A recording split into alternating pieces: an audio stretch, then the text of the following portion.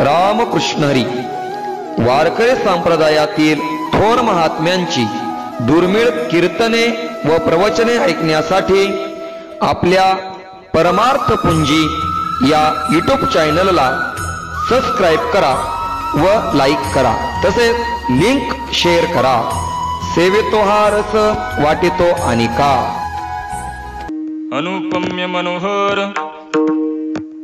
अनुपम्य मनोहर कासे शोभे पितांबर चरणी ब्रिदाचा तोडर देखिला देवो. योगियांची कसवटी दावी तसे नेत्रपुटी उभा भिवरेच्या तटे देखिला देवो. बापर खुमा देवी बरो पुंडलिका अभय करो परब्रह्म सहाकारो देखिला देवो. योगियांची कसवटी दावी तसे नेत्रपुटी उभा भिवरेच्या तटी देखिला देवो. विठ्ठल विठ्ठल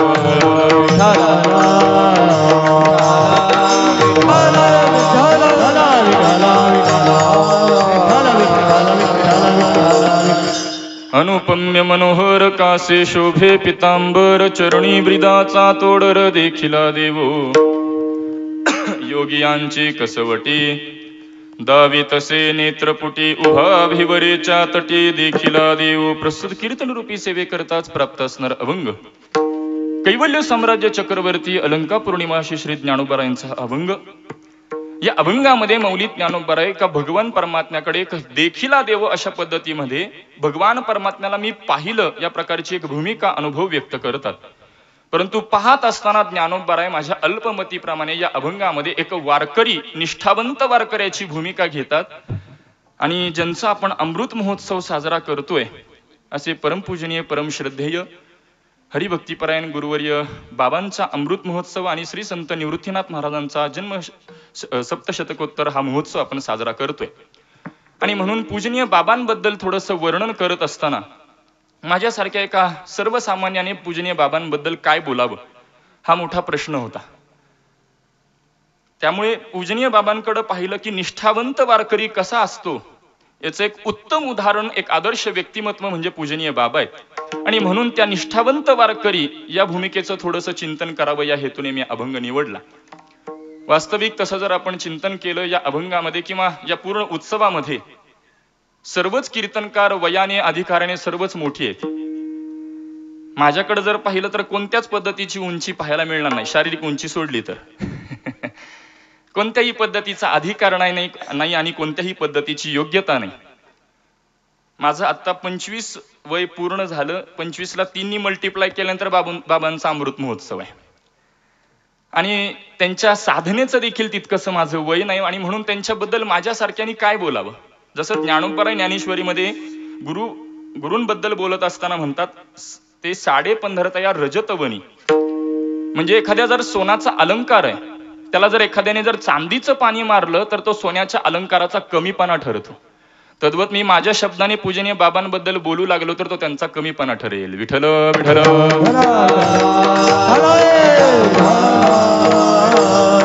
आणि म्हणून मला ज्ञानोबाराय तुकोबारायांच्या हाताला धरल्याशिवाय पर्याय नाही. आणि म्हणून ज्ञानोबाराय या अभंगामध्ये एक वारकरी निष्ठावंत वारकऱ्याची भूमिका घेऊन भगवान परमात्म्याला पाहिलेला तो अनुभव व्यक्त करतात. आणि म्हणून वारकरी या पदाचं थोडंसं फार चिंतन करावं या हेतूने मी अभंग निवडलेला आहे.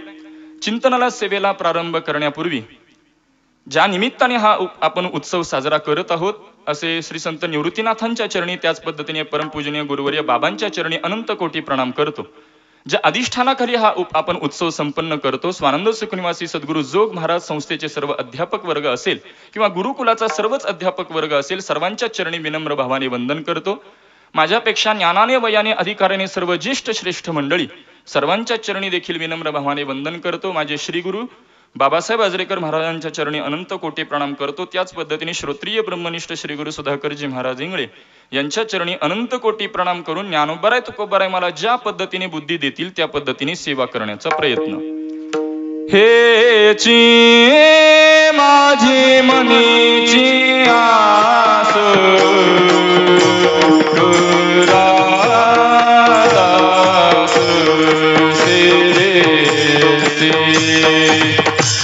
करा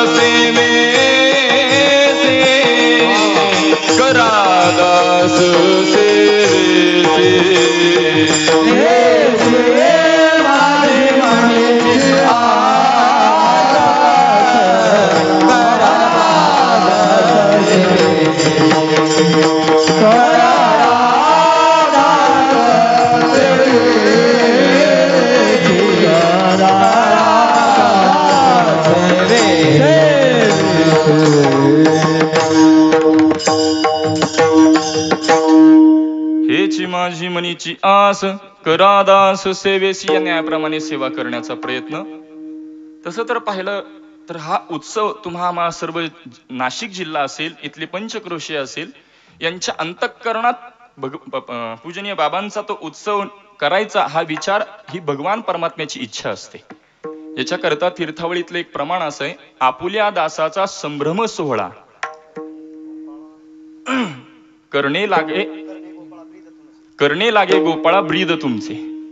भगवान परमात्मा हा तुमच्या आमच्या अंतःकरणामध्ये ती इच्छा निर्माण करून ठेवतो की अशा भगवत भक्तांचा सोहळा करणं हे माझं ब्रीद आहे आणि तो तुम्ही तुमच्या माध्यमातून करा. आणि ते भाग्य नाशिक जिल्ह्याला. विठ्ठल विठ्ठल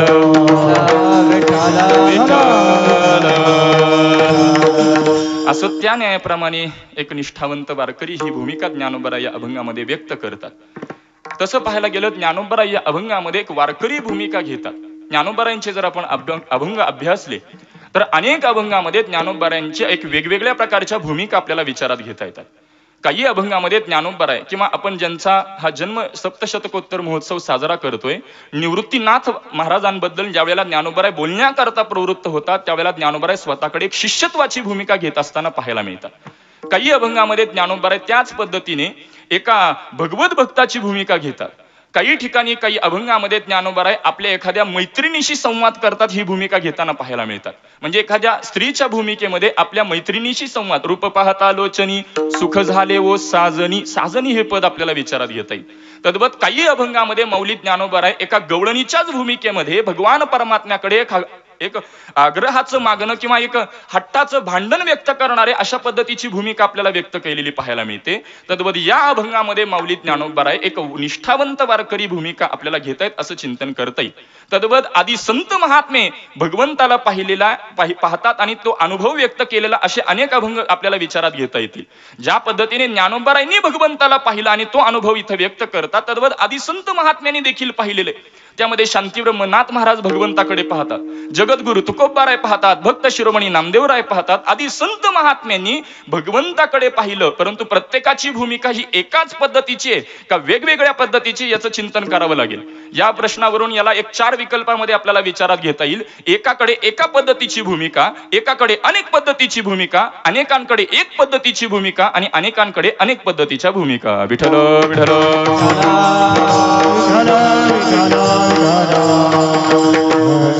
याबाबत पूरक जर चिंतन करायचं झालं तर ज्या वेळेला श्रीकृष्ण परमात्मा मथुरेमध्ये कंसाच्या वधा करता येत आहेत, ही वार्ता ज्या वेळेला मथुरावासियांना समजते, मथुरावासियांना समजतात, मथुरावासी श्रीकृष्ण परमात्म्याला पाहण्याकरता गर्दी करू लागतात.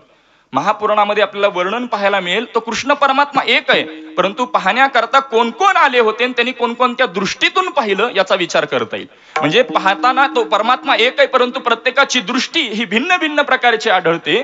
तद्वत ज्ञानोबारायांची दृष्टी आणि आदि संत महात्म्यांची दृष्टी एक भिन्न भिन्न प्रकारचे आपल्याला चिंतन करता येईल. आणि म्हणूनच ज्ञानोबाराय ज्यावेळेला भगवान परमात्म्याला वारकरी भूमिकेतून पाहतात, त्यावेळेला भगवंतालाच प्रश्न करतात, भक्त शिरोमणी नामदेवरायांच्या भूमिकेतून पाहावं तर तुम्हाला सगुण म्हणावं असं वाटतं, आणि तेच संत सावता महाराजांच्या भूमिकेतून पाहिलं तर तुम्हाला निर्गुण म्हणावं वाटतं. तुझं सगुण म्हणू की निर्गुण रे, सगुण निर्गुण एकू गोविंद रे. या पद्धतीचं चिंतन मी बीजेच्या उत्सवात बहुतेक गाथा मंदिरला मांडलेलं आहे, म्हणून त्यात विस्तारात चिंतन वेळ खर्च करत नाही, फक्त पूरक चिंतन मांडतो. ज्ञानोबाराय इथं काय म्हणतात, तुला सगुण म्हणावं का निर्गुण म्हणावं, परंतु ज्ञानोबाराय उत्तर देतात, सगुण निर्गुण एकू गोविंद रे. एकू पद वापरतात, म्हणजे इथं एक अद्वैताची भूमिका ज्ञानोबाराय प्रतिपादन करतात. नवे नवे अद्वैताची भूमिका प्रतिपादन करतात एवढंच मर्यादित नाही, तर अद्वैताच्या ही पलीकडची भूमिका पटवून सांगण्याकरता ज्ञानोबाराय पद वापरतात, गोविंद रे विठ्ठल विठ्ठल.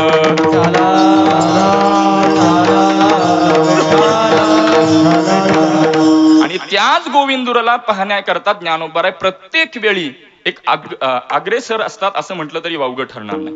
म्हणजेच ज्ञानोबारायांनी त्या गोविंदुराला पाहण्याची पद्धत, किंवा असं जर तसं पाहिलं, त्या गोविंदूला पाहण्याकरता डोळे लागतात की दृष्टी लागते, तर डोळेही लागतात आणि दृष्टीही लागते. ज्ञानोबारायांचे जर आपण अनेक अभंग जर पाहिले तर ज्ञानोबारायांनी त्या अभंगामध्ये भगवान परमात्म्याला पाहण्याची पद्धत देखील वर्णन केलेली आहे, पाहिल्यानंतरचा परिणाम देखील सांगितलेला आहे आणि अनुभव देखील व्यक्त केलेला आहे. सर्वांच्या परिचयाचं जर प्रमाण आपण पाहिलं, महाराज वर्णन करतात, तो हरे श्री हरी पाहिला डोळे भरी, तो हरे श्री हरी पाहिला डोळे भरी, तो हरे श्री हरी पाहिला डोळे भरी, तो हरे श्री हरी पाहिला डोळे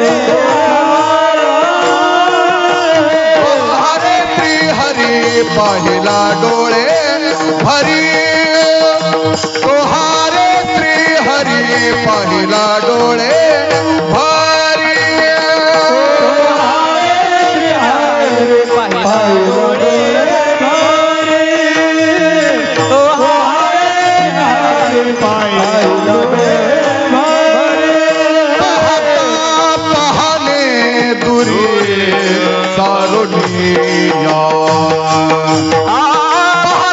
पाहणे दुरी सारुनिया, पाहिला डोळे भरी, तो हारे श्री हरी पाहिला डोळे भरी.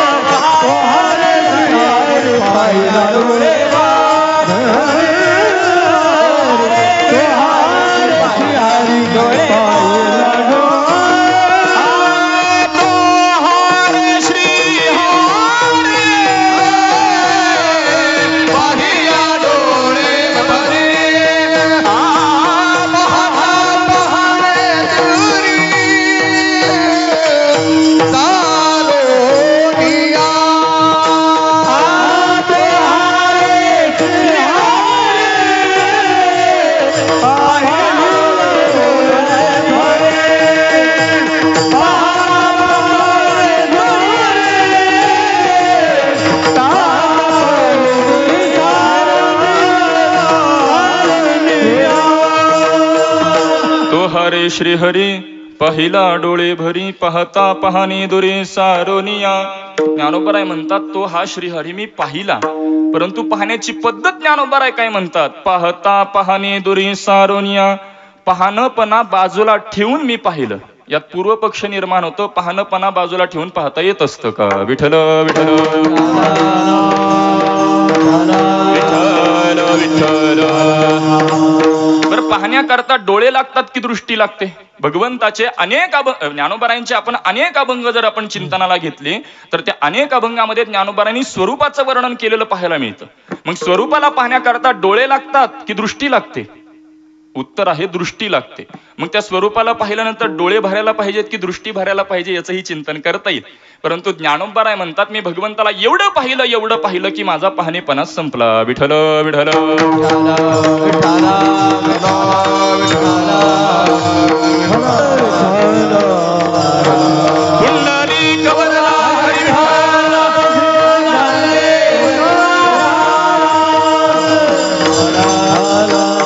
परंतु ज्ञानोबरायांनी नेमकं पाहिलं कोणाला? अशा निष्ठावंत वारकरी. विठ्ठल विठ्ठल. कारण वारकरी कितीही वय झालं तरी टाळ घेऊनच उभारणार, हे वारकऱ्याचं तत्व आहे. मला पूजनीय बाबांबद्दल तिकडे पाहून बोलता येणार नाही म्हणून मी इकडे पाहून बोलतो बरं. एक वारकरी तत्व म्हणजे पूजनीय बाबांकडे आपण पाहतो, आणि ते आज माझ्यासारख्या एका सर्वसामान्याच्या कीर्तनाला बीजेच्या उत्सवातही आपण पाहिलं. ते कधीच खाली बसलेले तर मी आज तागायत कधी पाहिलं नाही. त्यामुळे पूजनीय बाबांच्या चरणी वंदन करतो आणि चिंतनाकडे येतो. अभंगामध्ये ज्ञानोबराय म्हणतात की पाहता पाहणे दुरी सारून या पाहणेपणा बाजूला ठेवून मी त्या भगवान परमात्म्याला पाहिलं. मी याचं वर्णन करत असताना की ज्ञानोबरायांनी पाहिलं, परंतु तो कसा आहे याचंच अलंकारिक भाषेमध्ये ज्ञानोबराय या अभंगामध्ये वर्णन करतात.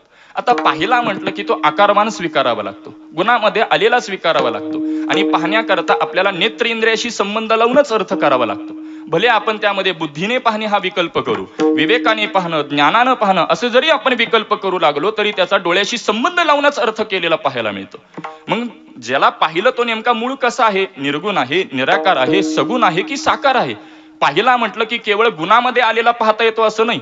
पाहिला म्हटलं की केवळ उपाधीला आलेला पाहता येतो असं नाही. पाहण्याकरता डोळे लागतात, आणि ज्याला पाहायचं तो साकार असावा लागतो. आता ईश्वराचं जर चिंतन केलं, ईश्वर हा गुणामध्ये आला, आणि गुणामध्ये आल्यानंतर त्याला उपाधिमान असं संबोधलं जातं, परंतु त्याला नेत्र इंद्रियाने पाहता येतं असं नाही. पाहण्याकरता तो गुणामध्येही आलेला असला पाहिजे, आणि त्याचं साकारत्वही असलं पाहिजे. याकरता पूरक प्रमाण जर पाहिलं, गुणाला विटेवरी पितांबरधारी सुंदर जो, यामध्ये विटेवरी या पदातून महाराज साकारत्व प्रकट करतात.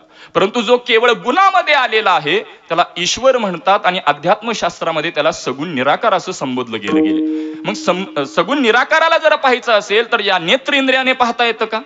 सगुण निराकाराला पाहायचं असेल तर या डोळ्यांनी पाहता येत नाही. म्हणजे सगुण निराकाराला पाहायचं असेल तर विवेक दृष्टीने पाहता येतं, निर्गुण निराकाराला पाहायचं असेल तर ज्ञान दृष्टीने पाहता येतं, सगुण साकाराला पाहायचं असेल तर नेत्र इंद्रियाने पाहता येईल, आणि सगुण साकारातलाच कृपाळू दयाळू परमात्मा पाहायचा असेल तर भावदृष्टीने पाहता येतं. विठ्ठल विठ्ठल.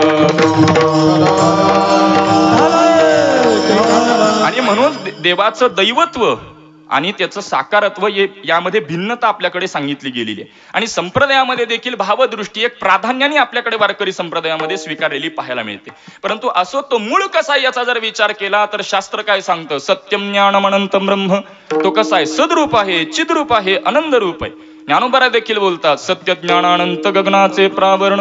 तो सद्रूप, चिद्रूप, आनंद रूप आहे. हे अन्वय पद्धतीचं, व्यतिरेक पद्धतीचं जर वर्णन पाहिलं, नाही रूप वर्ण गुण जेते, किंवा आणखीन एक प्रमाण जर व्यतिरेका करता पाहिलं तर रंग नाही, रूप नाही, नाही वर्ण छाया. रंग नाही, रूप नाही, वर्ण नाही. मग नाही नाही नाही हे जे वर्णन तो नाहीच का? तर तो आहे, आणि आहे म्हटलं की सद्रूपता. त्रिकालाबाधित्वम सत्यत्वम, याला सच्ची पदाची व्याख्या आपण पाहतो. सत कशाला म्हणा? तिन्ही काळामध्ये जे बाद होत नाही त्याला सद म्हणा. चिद, जे तिन्ही काळामध्ये जे प्रतीतीला येतं त्याला चिद म्हटलं जातं, आणि ते हवहवस वाटू लागलं की आनंद, आणि ज्याचा कशानेच अंत नाही त्याला अनंत असं संबोधलं गेलेलं आहे. यामध्ये विष्णू पुराणामध्ये देखील आपल्याला चिंतन पाहायला मिळतं. गंधर्वाप्सरस सिद्ध हा किन्नरो रगचारण, हा म्हणजेच गंधर्व असेल, अप्सरा असेल, सिद्ध असतील, किन्नर असतील, चारण असतील, यांनी देखील इत्यादींनी देखील त्याच्या गुणांचा त्यांना अंत लागलेला नाही. असा तो परमात्मा अनंत आहे. विठ्ठल विठ्ठल.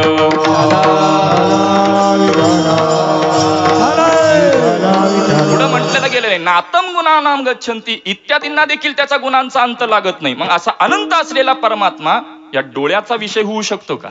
डोळ्याचा विषय तो होऊ शकत नाही. मग मला सांगा, जो डोळ्याचा विषय होत नाही तो इतर इंद्रियाचा विषय होईल का? आता इंद्रियामध्ये परत कोणती इंद्रिय घ्यायची? पंच ज्ञानेंद्रियाचा विचार करता येईल. 15व्या अध्यायाच्या 9व्या श्लोकामध्ये गीता बोलते श्रोत्रम चक्षुः स्पर्शनम रसनम ग्रहणमेव च. पंच ज्ञानेंद्रियाचा विचार मांडला गेलेला. यातल्या कोणत्या इंद्रियाचा तो विषय होईल? तर इंद्रियाचा तो विषय होऊ शकत नाही, कारण तो इंद्रिय गोचर नसून इंद्रिय अगोचर आहे. इंद्रिय तिथपर्यंत पोहोचूच शकत नाही. मग यामध्ये फक्त ज्ञानेंद्रियाचा विचार का? पंचकर्मेंद्रियाचाही विचार करता येईल. पंचमहाभूतांच्या सत्वगुणांपासून ज्ञानेंद्रियाची उत्पत्ती, पंचमहाभूतांच्या रजोगुणांपासून कर्मेंद्रियाची उत्पत्ती. कोण कोणापासून निर्माण झालं वेदांतामध्ये त्याची शृंखला पाहायला मिळेल. वेळाभावी विस्तार करत नाही. अंतःकरण चतुष्टयाचाही विचार करता येईल. मन, बुद्धी, चित्त आणि अहंकार यातलं कोणतं इंद्रिय त्याला भगवंतापर्यंत पोहोचू शकतं? नेत्र इंद्रिय पोहोचू शकत नाही याचा अर्थ शब्द देखील तिथपर्यंत पोहोचू शकणार नाही, म्हणजे वाणीचा देखील विषय. बरं, या वाणीमध्ये देखील एक पूर्व पक्ष निर्माण होईल. महाराज, वैखरी वाणी पोहोचत नाही, ठीक आहे, परावाणीचं काय? वाणीचे 4 प्रकार आपण पाहतो: परा, पश्यंती, मध्यमा आणि वैखरी.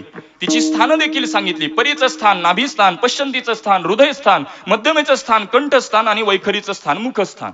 मग वैखरी तिथपर्यंत पोहोचू शकत नाही, याला कारण काय? वैखरीने आम्ही अत्यंत खोटं बोलतो.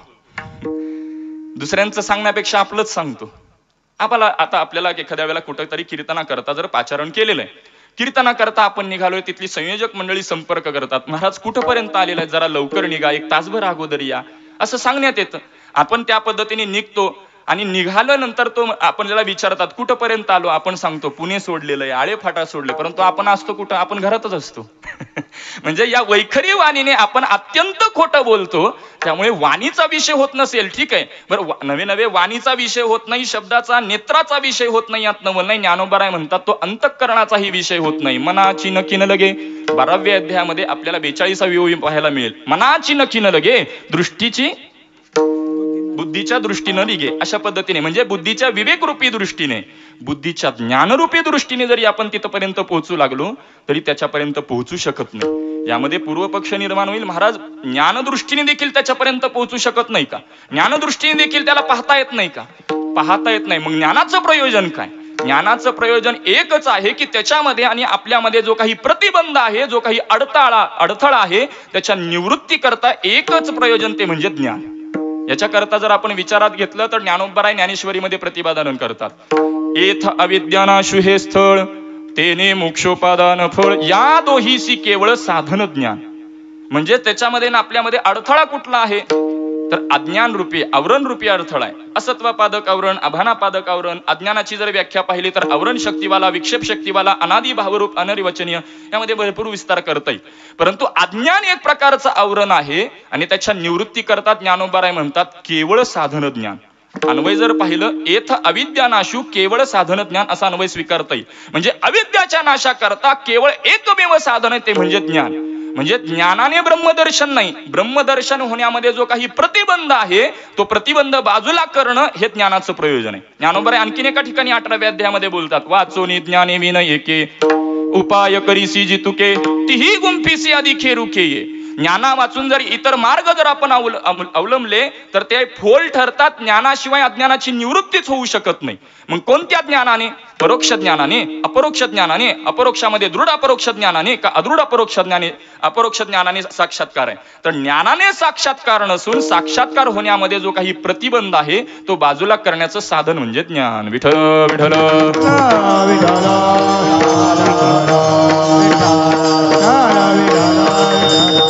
म्हणजेच तो ज्ञानाचाही विषय होऊ शकत नाही. याला कारण तो अप्रमेय. तो अप्रमेय. प्रमेय म्हटलं की प्रमाणाने सिद्ध करावा लागतो, परंतु तो परमात्मा कसा आहे? अप्रमेय. म्हणजे इथं ज्ञान देखील वृत्ती ज्ञानाच्या भूमिकेतून जर स्वीकारलं तर ते तिथपर्यंत पोहोचू शकत नाही. परंतु ते ज्ञान कसं निर्माण होतं? तर शब्द. याच्याकरता शास्त्रामध्ये 6 प्रमाणांचा विचार आपल्या समोर मांडला गेलेला आहे. प्रत्यक्ष प्रमाण, पहिलं प्रमाण आहे प्रत्यक्ष प्रमाण. चक्षुर्वय सत्यम, जे डोळ्याला दिसतं तेच सत्य मानतात ती मंडळी. म्हणून तर ते म्हणतात तुमचं परब्रह्म, तुमचा देव, या काही संकल्पना आम्हाला मान्य नाही, कारण आम्हाला ते डोळ्याचा विषयच होत नाही. मला सांगा, तो परमात्मा नाही का आपल्याला पाहता येत नाही? परमात्मा नाही का आपल्याला पाहता येत नाही? आपल्याला पाहता येत नाही, कारण त्याला पाहण्याकरता जी पात्रता लागते ती आपल्या जवळ नाही. यावर काही मंडळी शंका निर्माण करतील: महाराज, आमच्याकडे पात्रता नाही हे तुम्ही कसं सांगता? माफी मागून बोलू, माझी काही तेवढी योग्यता नाही. आपल्याला माणसात माणूस दिसत नाही, देव कधी दिसावा? विठ्ठल विठ्ठल विठ्ठल.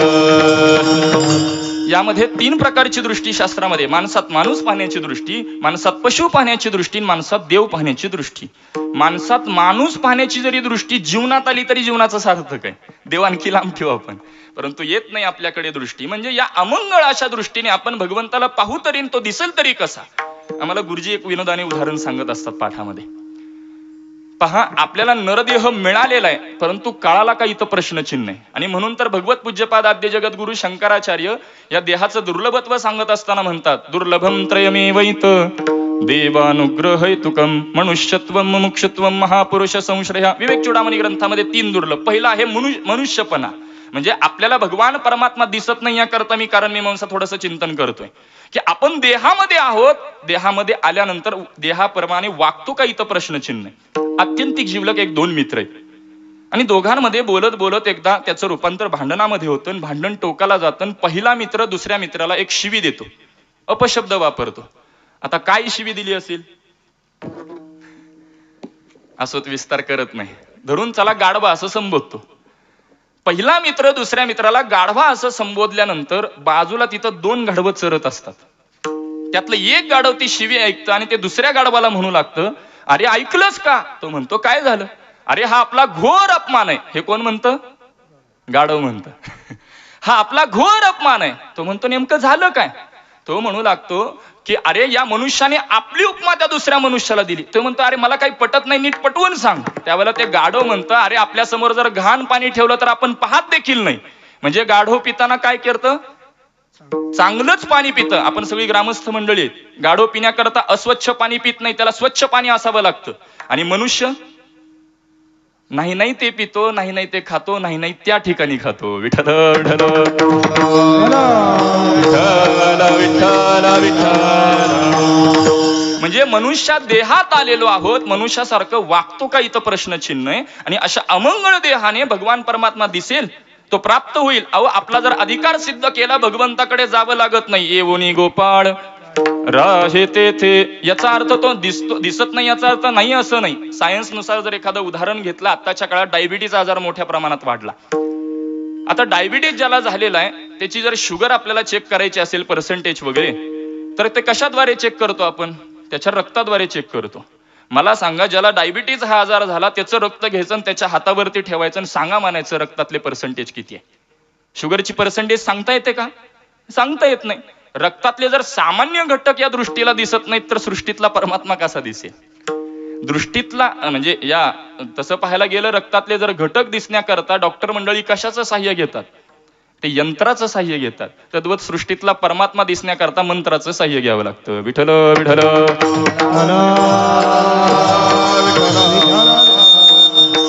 म्हणजे तो आहे, फक्त चारवाक मंडळी मानत नाहीत. ती चक्षुर्वै सत्यम, जे डोळ्याला दिसतं तेच मानतात, त्याला प्रत्यक्ष प्रमाण म्हटलं गेलं. दुसऱ्या प्रमाणाचा जर आपण विचार केला करू लागलो तर अनुमान प्रमाण कोणी स्वीकारलं तर कनाद महर्षींनी स्वीकारलेलं आहे. अनुमान याच्याकरता उदाहरण दिलं जातं, यत्र यत्र धुमा तत्र तत्र भन्नी. म्हणजे धुरावरून अग्नीचा अनुमान आपण लावतो. उदाहरण बदलून द्यायचं झालं, आम्हाला गुरुजी पाठामध्ये उदाहरण सांगत असतात. आता आपण एखाद्या वेळेला ग्रामीण भागातून प्रवेश करतोय. आता इकडे येत असताना पण पहा, आपण येत असताना दोन्ही बाजूला आपल्याला शेती पाहायला मिळते. आता इथं आल्यानंतर देखील वेगळा आनंद, सगळीकडे हिरवळ आपल्याला पाहायला मिळाली. आता हिरवळ पाहिल्यानंतर आपण लगेचच चर्चा करतो, अरे या भागामध्ये पाणी भरपूर आहे. मला सांगा, पाणी दृष्टीला दिसलं का? मग पाणी आहे याचं अनुमान कसं लावलं? ज्या अर्थी हिरवं त्या अर्थी पाणी, याला म्हणतात अनुमान प्रमाण. विठ्ठल विठ्ठल विठ्ठल विठ्ठल विठ्ठल. तिसरं प्रमाण शब्द प्रमाण, हे कोणी स्वीकारलं? याचा जर आपण विचार करू लागलो तर सांख्यशास्त्रांचे कर्ते असणारे कपिल मुनी आणि आपल्या उत्तर मीमांसा म्हणजे वेदांत मध्ये देखील आपण स्वीकारतो. म्हणजे शब्द प्रमाण, काना वचनाची भेटी सरीसाची पै किरटी वस्तू होऊन उठी कवन एकजो. म्हणजे साधू महात्म्यांच्या गुरु महात्म्यांच्या मुखातून एखादं वचन बाहेर पडलं, श्वेतकेतूला कोणता बोध केलेला आहे, तत्वमसी, याला शब्द प्रमाण आपल्याला स्वीकारता येतील. म्हणजे चिंतन आपल्याकडे ते शब्द प्रमाण स्वीकारलं गेलेलं आहे. चौथं प्रमाणाचा जर विचार केला तर उपमान प्रमाण, न्यायशास्त्राचे कर्ते असणारे गौतम ऋषींनी स्वीकारलेलं पाहायला मिळतं. मग आता या उपमानाचा जर विचार केला, एखादा गृहस्थ आहे. आता तो गृहस्थ आपल्या मुलीकरता किंवा एखाद्या मुलाकरता स्थळ पाहण्याकरता तो दुसऱ्या गावी गेलेला आहे. परंतु जात असताना त्याच्या मित्रांना वगैरे तो चर्चा करतो, मी आज मुलाला स्थळ पाहण्याकरता जाणार आहे. मग तिथून जाऊन आल्यानंतर संध्याकाळी ज्यावेळेला यांची बैठक घरी बसते त्यावेळेला त्याचे मित्र कंपनी येतात आणि त्याला विचारतात, अरे तू मुलगी पाहण्याकरता तुझ्या मुलाकरता गेला होतास, जे स्थळ पाहण्याकरता तर ती मुलगी आहे तरी कशी? तो काय म्हणतो? चंद्रमुखी आहे. म्हणजे ही चंद्रमुखी ही जी आहे त्याला उपमा म्हणतात. ज्ञानोबराय तर म्हणजे उपमा किंवा सगळंच अलंकार जर पाहिले, ज्ञानोबरायांनी सगळे अलंकार ज्ञानोबरायांनी ज्ञानेश्वरीमध्ये घेतलेले पाहायला मिळतात. अगदी साधे साधे सोपे सोपे करता. अहंकाराचं एक उदाहरण देत असताना ज्ञानोबराय लाटण्याचं उदाहरण देतात महाराज, उपमा देतात, सॉरी म्हणजे लाटण्याची उपमा देतात. मला आताची ओवी स्मरणात येत नाहीये, परंतु हा लाटणी ऐसा न लवे, म्हणजे एखादा लाटणं जर पाहिलं तर त्याचं दोन्ही टोक एकत्र करू शकत नाही आपण. करायला लागलो तर ते मधून मोडतं. आताची लोखंडी लाटणे बोलत नाही मी. लाकडी लाटण्याचा जर विचार केला तर ज्ञानोबरायांनी हे कशा करता उपमा दिली, म्हणजे हा उपमानाचा देखील तो विषय होऊ शकत नाही. म्हणजे ही उपमा आपल्याला चिंतन करता येईल, याला उपमान प्रमाण असं विचारात घेता येतं, परंतु तो उपमानाचा देखील तिथपर्यंत पोहोचू शकत नाही. याच्यानंतर अर्थापत्तीचा जर आपण विचार केला, हे कोणी स्वीकारलं? पूर्वमीमांसाचे जे काही भट्टे त्याचे जे शिष्य आहेत त्या प्रभाकराने स्वीकारलेलं पाहायला मिळतं. याचा विचार करत असताना ज्या अर्थी आणि त्या अर्थी याला अर्थापत्ती प्रमाण म्हटलं गेलं. उदाहरण दिलं जातं, मी या गृहस्थासोबत दिवसभर फिरतो परंतु दिवसात एकदाही जेवला नाही, मात्र शरीराने स्थूल आहे. दिवसभरात एकदाही जेवला नाही मात्र शरीराने स्थूल आहे. ज्या अर्थी हा दिवसभर जेवत नसला पाहिजे त्या अर्थी हा रात्री जेवत असला पाहिजे. याला अर्थापत्ती प्रमाण म्हणतात. विठ्ठल विठ्ठल.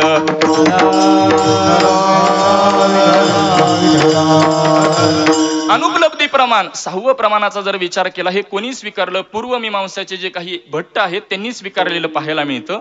अनुपलब्धी, उपलब्ध नसणे, यालाच अभाव देखील म्हटलं जातं वेदांतामध्ये. प्राग अभाव, प्रध्वंसाभाव, अन्योन्याभाव, सामायिक अभाव, अत्यंत अभाव, अशा अभावाचे प्रकार आपल्याला करता येईल. तुमचा आमचा जन्मण्या अगोदर अभाव आहे आणि मृत्यूनंतर, यालाच अभाव म्हणजेच अनुपलब्धी प्रमाणाचा विचार करता येईल. अशा प्रकारे तो कोणत्या प्रमाणाचा विषय होऊ शकतो? यातल्या एखादा दुसऱ्या तरी प्रमाणाचा विषय होईल. 6 प्रमाणांचा जरी विचार केला तर ते तिथपर्यंत पोहोचू शकत नाही. अशा पद्धतीने तो ज्ञानाचा प्रमाणांचा विषय होऊ शकत नाही. तो उपमान प्रमाणाचा विषय होईल का? तो उपमानाचा देखील विषय होऊ शकत नाही. असा तो कोण आहे? तर तो अनुपम्य. अनुपम्य या शब्दाची जर फोड केली अनुपम्याची, तर अनुपम्य म्हणजे उपमानाचा देखील तो विषय होऊ शकत नाही, असा तो अनुपम्य. याबाबत जर आणखी थोडस जर आपण विचार करू लागलो तर आपण सगुणाचं वर्णन करतो आणि सगुणाच्या दृष्टीने आपण निर्गुणत्व मानतो, परंतु तो परमात्मा कसा आहे? सगुण निर्गुणातीत असलेला परमात्मा आहे. ज्ञानोबराय हरिपाठाच्या 3ऱ्या अभंगाच्या 2ऱ्या चरणामध्ये बोलतात, सगुण निर्गुण गुणाचे आगुण, सगुण निर्गुण गुणाचे आगुण,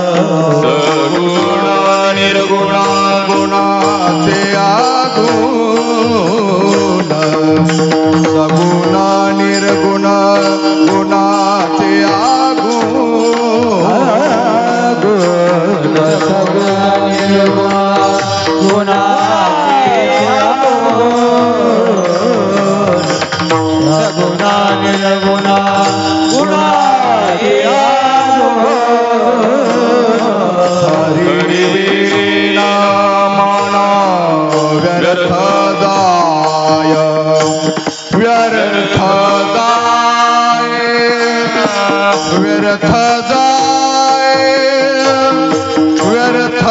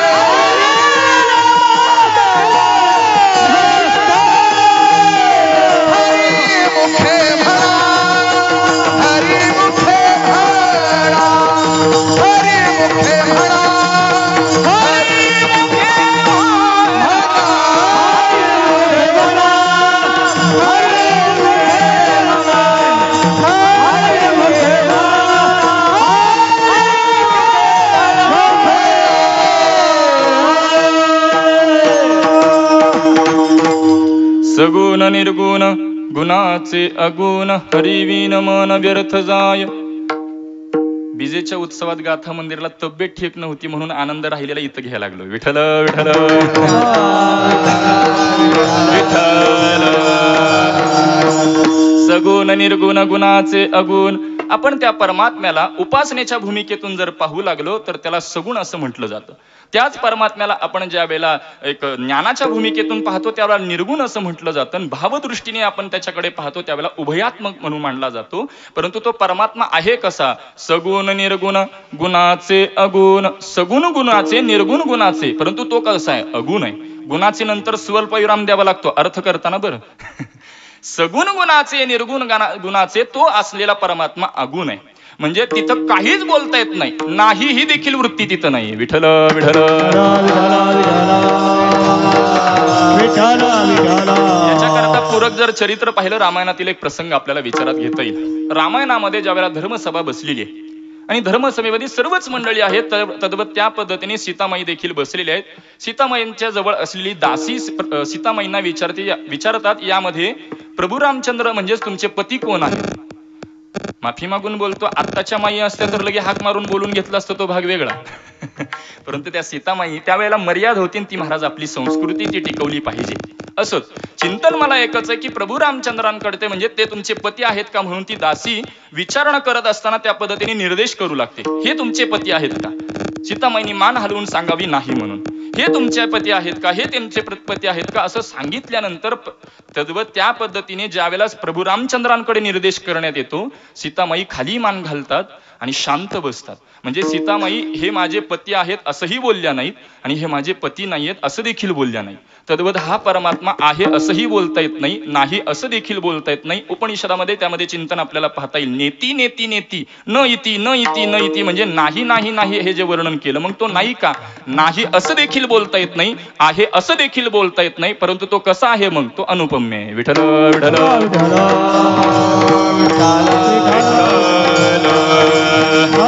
म्हणजेच कोणत्याही वृत्तीचा, कोणत्याही ज्ञानाचा, कोणत्याही इंद्रियाचा तो विषय होऊ शकत नाही असा तो अनुपम्य. किंवा आणखी याबाबत जर आपण चिंतन केलं तर चंद्र सूर्यांना तो प्रकाशित करणारा आहे म्हणून तो अनुपम्य. याबाबत तुझी ये निढळी कोटी चंद्र प्रकाशे कमल नयन हास्य वदन आहे. त्याच्या मस्तकावरती कोटी चंद्राचा प्रकाश म्हणजे चंद्र सूर्यांना तो प्रकाशित करतो.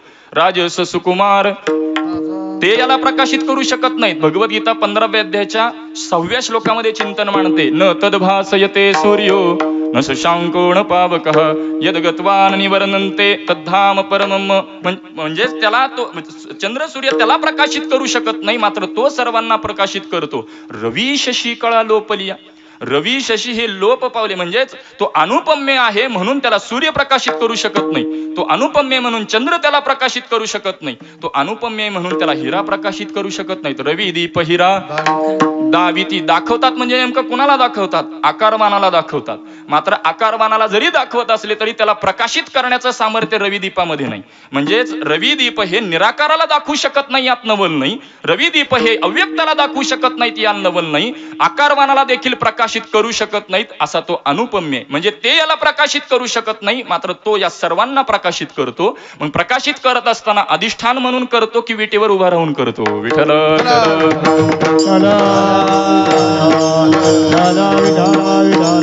अधिष्ठान म्हणून संपूर्णतः जगाला विश्वाला तुमच्या आमच्या इंद्रियांना प्रकाशित करणारा तोच आहे. मात्र तो विटेवर उभा राहून देखील तुम्हा सर्वांना विश्वाला प्रकाशित करणारा देखील तोच आहे. अशा पद्धतीचं चिंतन. आणि प्रकाशित करणारा कोण आहे तर तो अनुपम्य असलेला आहे. आणि त्याचं जर सौंदर्य पाहिल्यानंतर आमच्या मनाची स्थिती काय झाली, ते मन कशा पद्धतीने हरलं गेलं याचं वर्णन ज्ञानोबराय करतात. प्रस्तुत अभंगाचं प्रथम. अनुपम्य मनोहर काशे शोभे पीतांबर. काशे शोभे पीतांबर. अनुपम्य मनोहर काशे शोभे पीतांबर.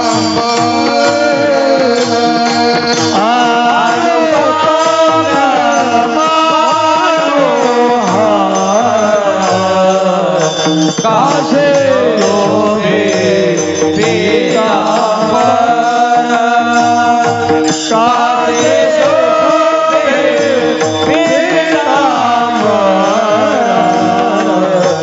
कासे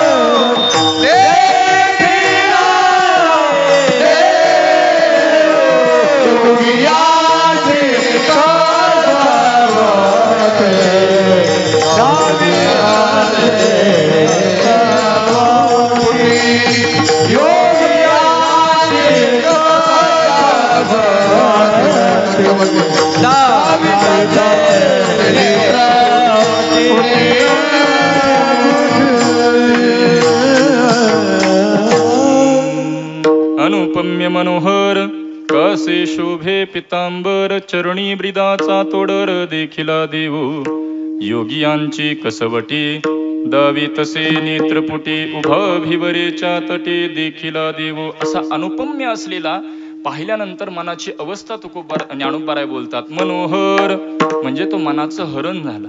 म्हणजे तुकोबाराय देखील बोलतात तुका म्हणे छंदे मन मोहिले गोविंदे. तो मोहून घेतो. मग मोहून घेणारा नेमका आहे कोण याचा जर आपण विचार केला तर त्याच्या मूळ स्थितीतून त्याला मन हिरावून घेता येत नाही, मोहून घेता येत नाही, म्हणून त्याला गुणाला यावं लागतं.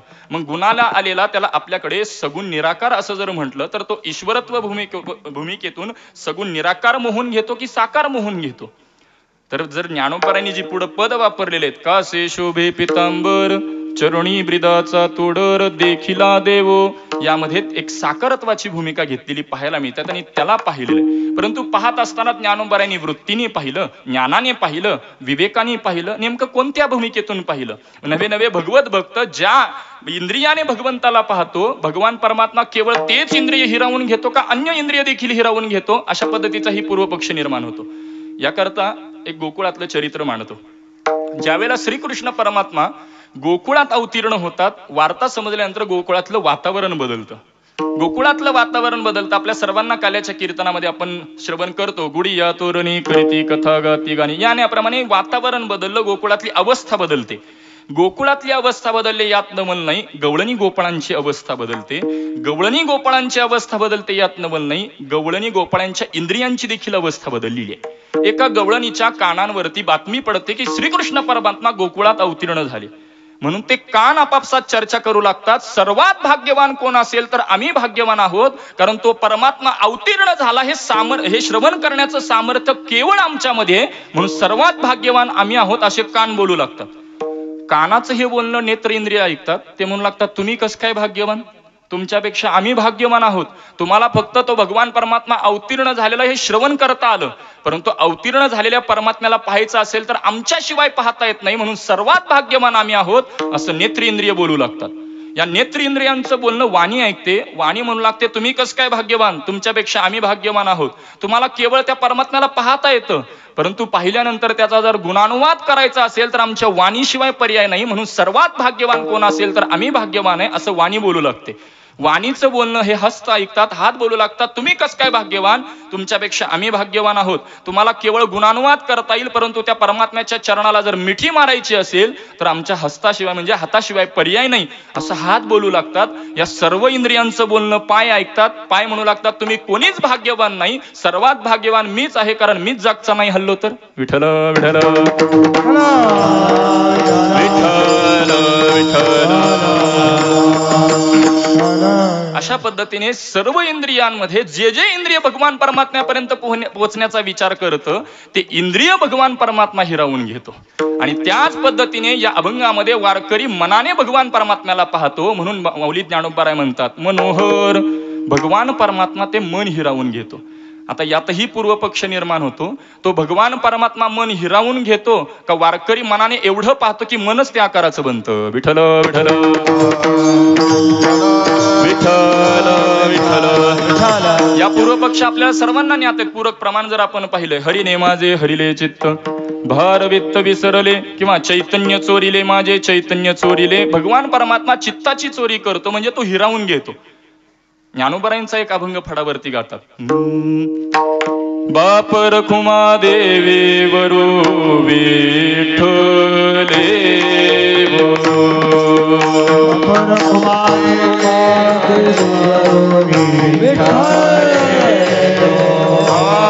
बाप रखुमा देवे वरो विठ्ठले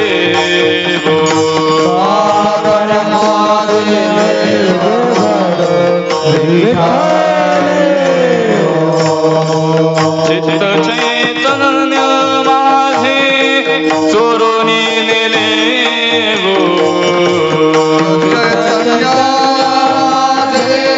गो.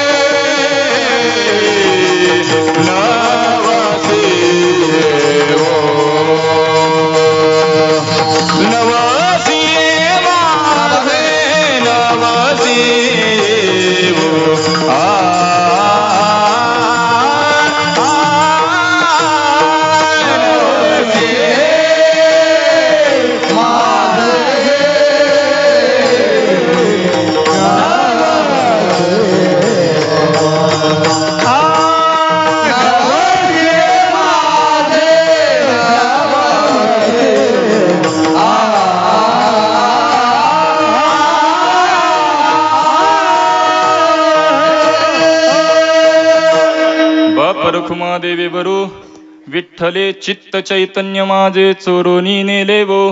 तो चित्त भगवान परमात्मा चोरून नेतो, परंतु अभंगामध्ये ते भगवान परमात्मा चित्त म्हणजेच मन हिरावून घेतो का तर मन त्या आकाराचं बनतं, हा पूर्व पक्ष केला होता. तर त्या पुढेची ज्ञानोबांनी जी पद वापरलेली आहेत, अनुपम्य असेल, पितांबर असेल, चरणी ब्रिदाचा तोड, यावरून लक्षण आपल्याला पाहता येतं की ते मन एवढं भगवंताकडे पाहतं, त्या वारकरी मनाने एवढं भगवंताकडे पाहतो की ते मनच त्या आकाराचं बनतं. वास्तविक मन सहजासहजी इकडे येत नाही, कारण ते अतिशय चंचल आहे. चंचलम हि मन कृष्णा प्रमाथी बलवदृढम तस्य हम निग्रहम वंदे वायुरेव सुदुष्करम. वायूपेक्षाही चंचल. सुभाषितकार देखील बोलतात, मनो मधु करो मेघो मानिनी मधुन मरुतो मामदो मरकडो मत्सो मकरादश चंचला. 10 गोष्टींमध्ये देखील सर्वात चंचल जे असेल तर ते मन आहे. नाथ महाराज देखील एका ठिकाणी बोलतात, मरकट रूपे चंचल मन त्यासी असत संग मदिरापान काम वृश्चिके दंशिले जान मग वर्तन यद्वा तद्वा. हाच भाव एका सुभाषितकारांनी व्यक्त केलेला आहे. मरकटस्य सुरापान. उदाहरण द्यायचं झालं, मरकट माहितीये का? मरकट, मरकट म्हणजे माकड.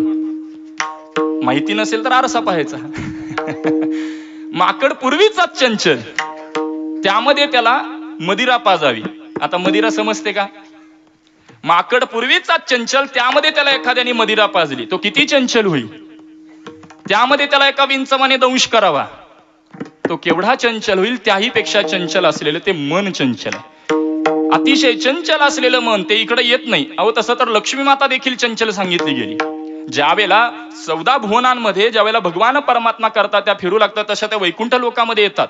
आल्यानंतर भगवंताचं सौंदर्य पाहण्याकरता आलेल्या लक्ष्मी माता मंदिरामध्ये प्रवेश करतात, आणि मंदिरामध्ये प्रवेश केल्यानंतर इकडे पाहू लागतात, परंतु भगवान परमात्मा निवांत झोपलेले म्हणून चरणाचं सौंदर्य पाहतात. चरणाचं सौंदर्य पाहून एवढ्या मोहित होत्यात की त्या चरणच सेवा करत बसतात. म्हणून पाय लक्ष्मीच्या हाती. किंवा नवविधा भक्तींचा जर विचार केला, श्रवणम कीर्तनम विष्णु स्मरणम पादसेवनम अर्चनम वंदनम दास्यम सख्यम आत्मनिवेदनम. एक एक भक्ती करता एक एक उदाहरण देता येईल. श्रवण भक्ती परीक्षिती राजा, कीर्तन भक्ती नारद महर्षींचं चिंतन करता येईल. असं करत करत पादसेवन भक्ती करता आपण लक्ष्मी मातेचं चिंतन करतो. म्हणजे लक्ष्मी माता जर चंचल असलेल्या भगवंताचं चरण पाहिल्यानंतर जर स्थिर होतात तर मन धावाधाव करेल का? आता कोठे धावे आता कोठे धावे मना, आता कोठे धावे मना, आता कोठे धावे, आता कोठे धावे मना, आता कोठे धावे मना. Hare Rama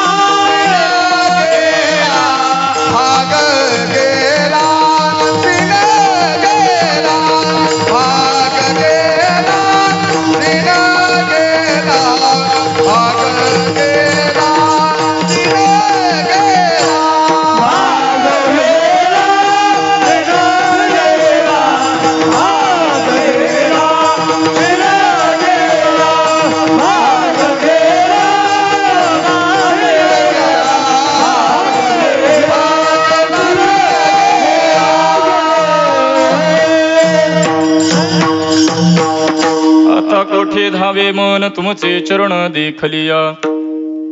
या प्रमाणाला ही चाल गेल्याशिवाय आपल्या वारकऱ्यांचं पोट नाही भरत. विठ्ठल विठ्ठल. त्याच्याकरता सोहळ्यात यावं लागतं, परंतु सोहळ्यातच राहावं लागतं, पुढं नाही जावं लागत. असं आता कोठे धावे मन. भगवंताचं चरण पाहिल्यानंतर मन हे म्हणजे चंचल असलेली जर लक्ष्मी माता स्थिर होते तर मन हे धावाधाव करेल का ते स्थिर होतं. ज्ञानोबा देखील बोलतात, देखील तुमचे चरण निवांत राहिले मन. मग यानुसार एक पूर्व पक्ष निर्माण होतो. महाराज अभंगामध्ये तुम्ही आता चिंतन प्रकट केलं की भगवान परमात्म्याचं ते अनुपम्य असलेलं जर चिंतन म्हणजे ते जर रूप जर पाहिलं तर मन काय होतं, भगवान परमात्मा हिरावून घेतो हे तुम्ही नाही मान्य केलं, मन त्या आकाराचं बनतं हे तुम्ही सांगता. मग मनोहर म्हणल्यानंतर मन त्या आकाराचं बनतं, परंतु या प्रमाणामध्ये ते मन जर स्थिर होतं, नेमकं मन स्थिर होतं की आकाराचं बनतं. विठ्ठल विठ्ठल.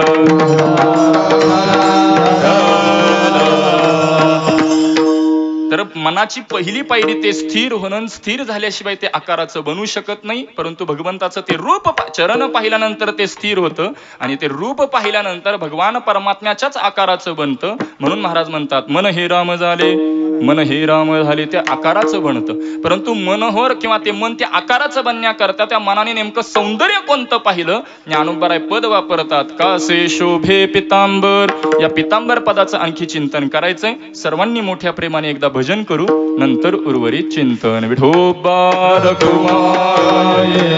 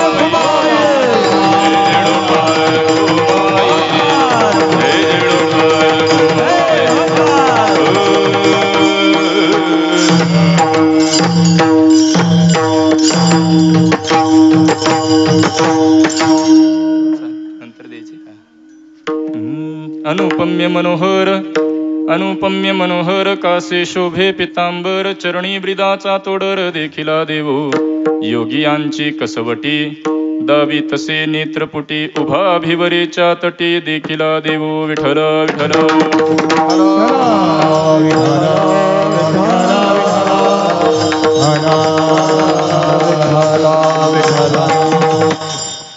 अनुपम्य मनोहर कासे शोभे पितांबर. चरणी ब्रिदाचा तोडर देखिला देवो, योगियांची कसवटी दावी तसे नेत्रपुटी.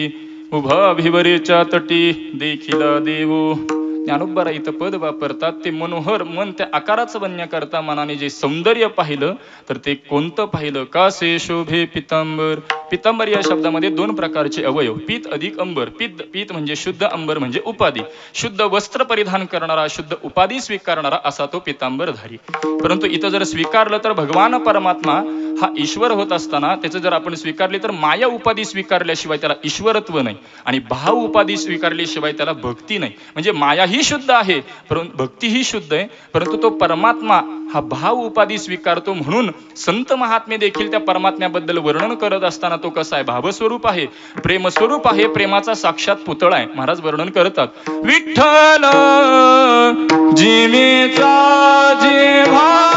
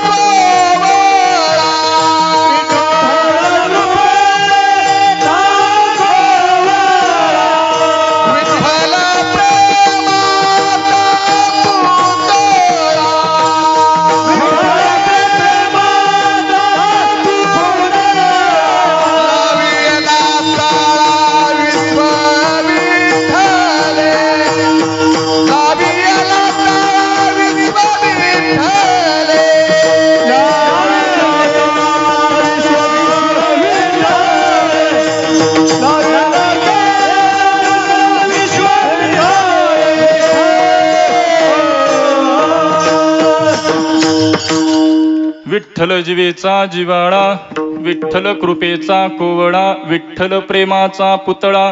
तो प्रेमाचं साक्षात स्वरूप आहे, प्रेमाचा पुतळा असलेला आहे. मग प्रेमस्वरूप असलेला तो परमात्मा विटेवर उभा राहिल्यानंतरच प्रेमस्वरूप आहे की ईश्वरत्व भूमिकेतून देखील तो प्रेमस्वरूप आहे? ईश्वरत्व भूमिकेतून तो जगताचा सांभाळ करतो का विटेवर उभा राहून देखील तो जगताचा सांभाळ करतो? महाराज तो ज्या वेळेला विटेवर उभारतो त्यावेळेला जगताचा विचार करत नाही, कारण ईश्वरत्व भूमिकेतून जगताच्या पालन पोषणाचं काम सुरू आहे, त्यामुळे त्याकडे लक्ष देत नाही.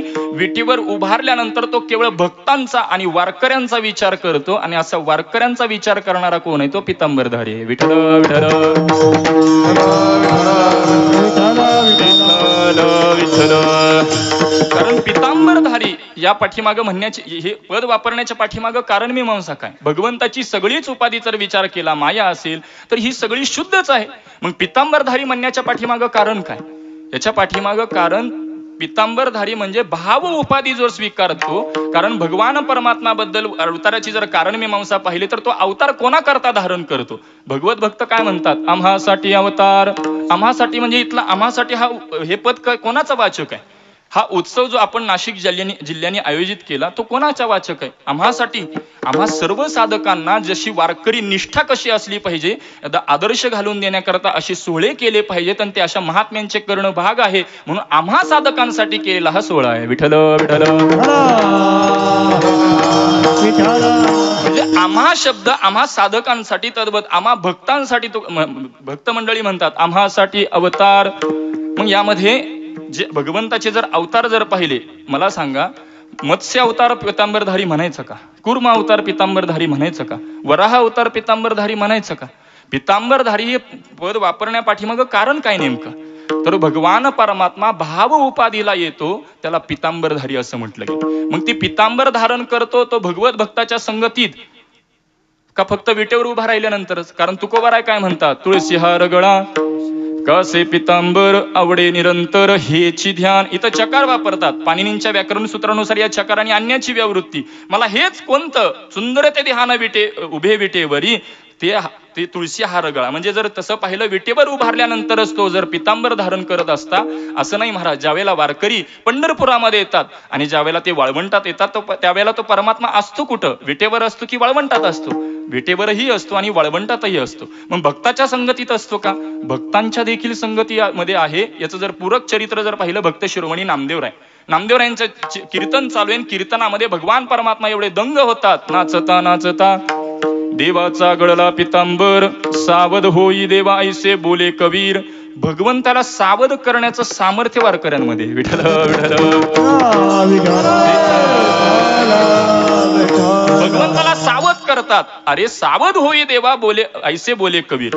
की भगवंताला म्हणतात तुमचा पितांबर गळू लागला. मग पितांबर गळू लागला म्हणजे भगवंताची उपाधी. म्हणजे कोणती उपाधी? भगवंताला सांगतात आता तू कोण आहेस? देवा हा ते रूप धरविला आकार नेदू निराकार होऊ त्यासी. भगवंताला सांगतात आता तुझ्या मूळ स्वरूपाकडे तुला आम्ही जाऊ देणार नाही. कारण तू कोण आहेस?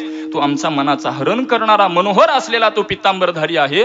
तुला आता मूळ स्वरूपाकडे तुझ्या जाऊ देणार नाही. बरं हे कोण जाऊ देत नाही? तर ही भगवत भक्त, ही वारकरी मंडळी. मग या वारकऱ्यांकडे कोणतं सामर्थ्य महाराज? भाव बळे आकळे हे रविना कळे. भावभक्तीचं हे सामर्थ्य भगवंताला पुन्हा निराकार होऊ देत नाही. याच्याकरता अनुसया मातेचं चरित्र सर्वांना ज्ञात आहे. अनुसया मातेकडे तिन्ही देव ज्या वेळेला आल्यानंतर ते बाल्य अवस्थेमध्ये जातात. षोडोपचारे पूजा वगैरे झाल्यानंतर अत्री मुनींकडे ते बाल्य अवस्थेमध्ये गेलेले.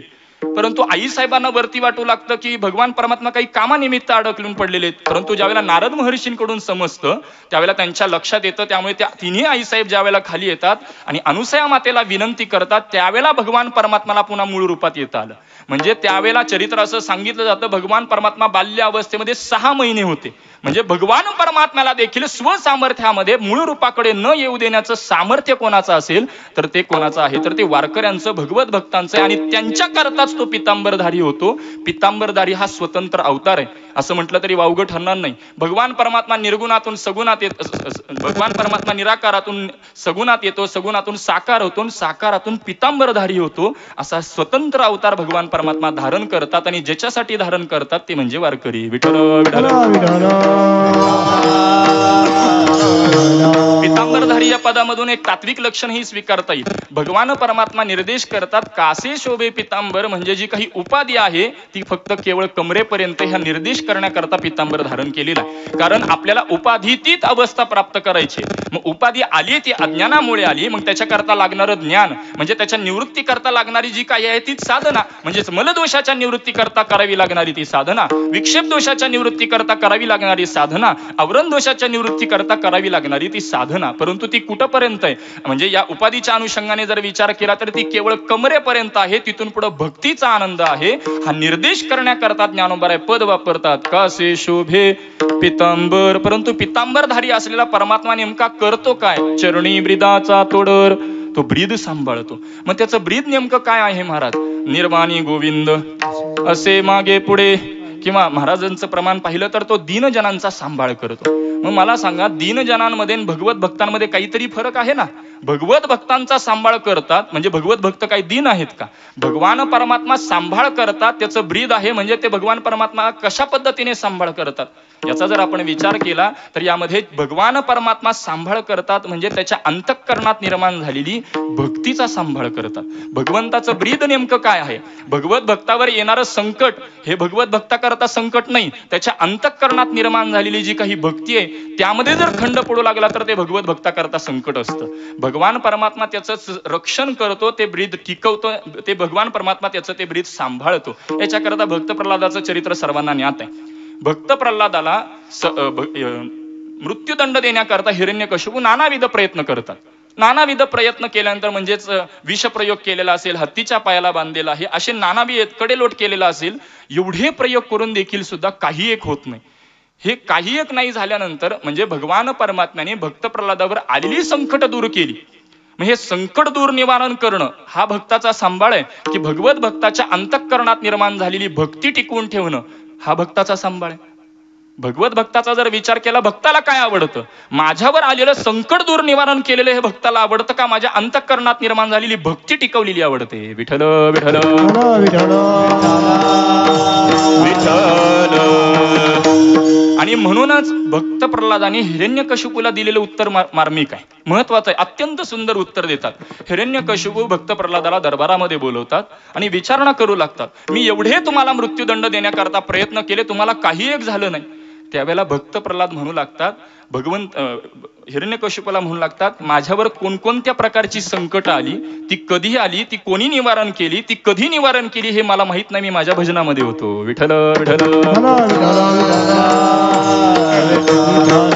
म्हणजे भगवत भक्ताला त्याच्यावर आलेलं संकट हे संकट वाटत नसतं महाराज.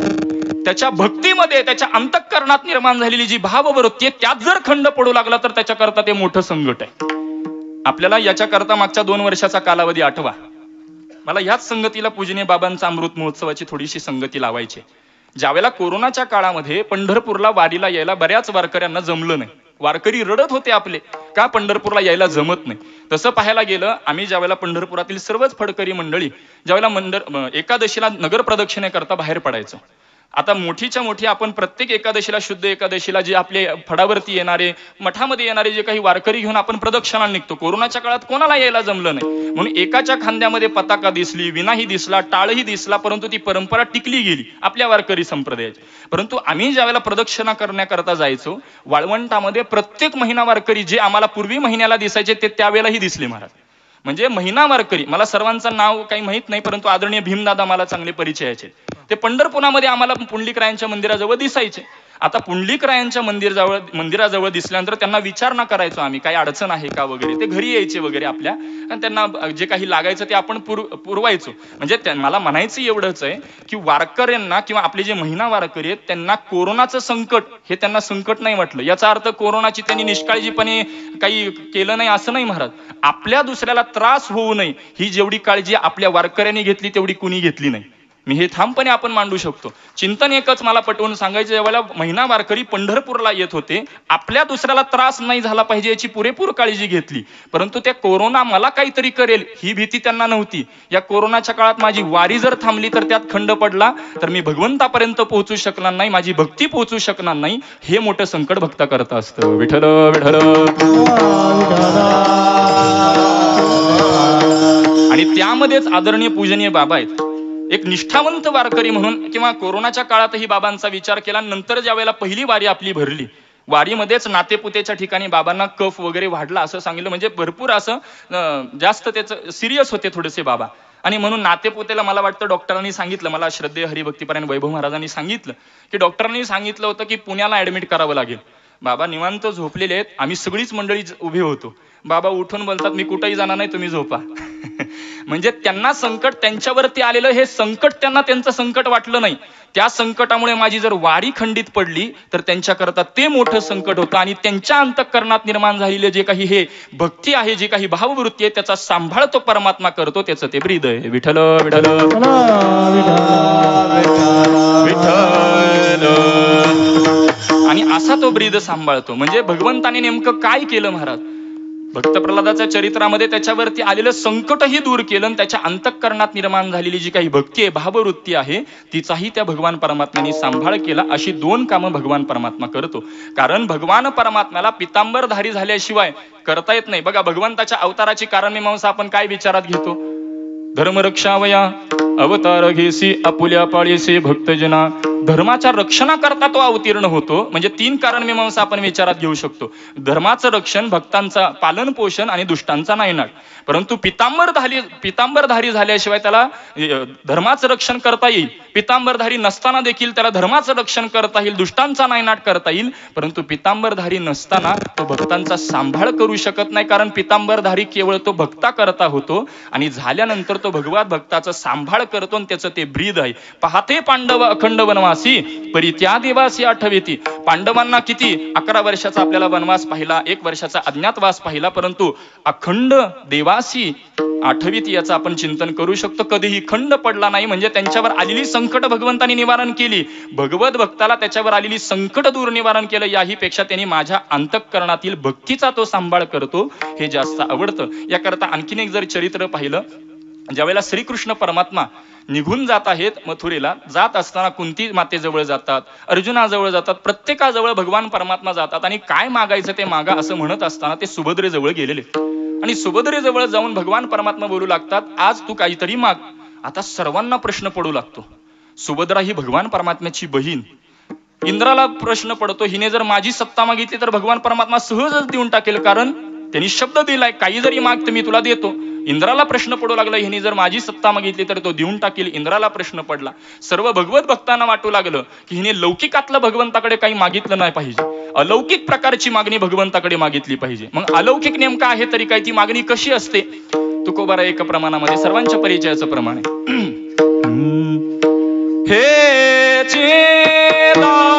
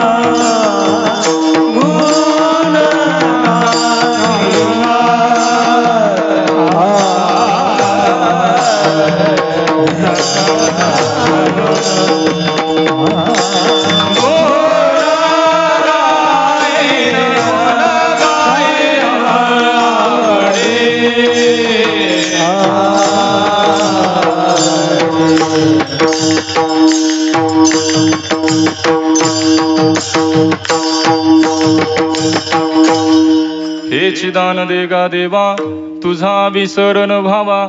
अलौकिक प्रकारची मागणी भगवान परमात्म्याकडे, अशा पद्धतीचं मागणं. परंतु सर्वांना वाटू लागलं सुभद्रा काय मागेल, लौकिकातलं तिने मागितलं नाही पाहिजे. धर्मराजाला वाटू लागतं हिने जर लौकिकातलं मागितलं तर आपलं नाव खराब होईल. वास्तविक ती बहीण कोणाची? श्रीकृष्ण परमात्म्याची बहीण. मग नाव कोणाचं खराब झालं असतं तिने लौकिकातलं मागितलं असतं तर? ते नाव खराब कृष्ण परमात्म्याचं झालं असतं. परंतु धर्मराजाला वाटू लागतं आपलं नाव खराब होईल, तिने लौकिकातलं मागितलं नाही पाहिजे. कुंती मातेला देखील वाटू लागतं हिनं लौकिकातलं सामान्य काय मागू नये. अर्जुनालाही वाटतं मागायचं असेल तर आपल्या भूमिकेतून म्हणजे भक्त भूमिकेतून भगवंताकडे मागावं. म्हणून सर्वच मंडळी सुभद्रेकडे एक आश्चर्य मुद्रेने पाहू लागली. त्यावेळेला सुभद्रा मागण्याकरता पुढे येते. भगवंत परमात्मा म्हणतात मी तुला तुला द्यायला तयार आहे, काय मागील ते माग, तुला जे हवं ते माग.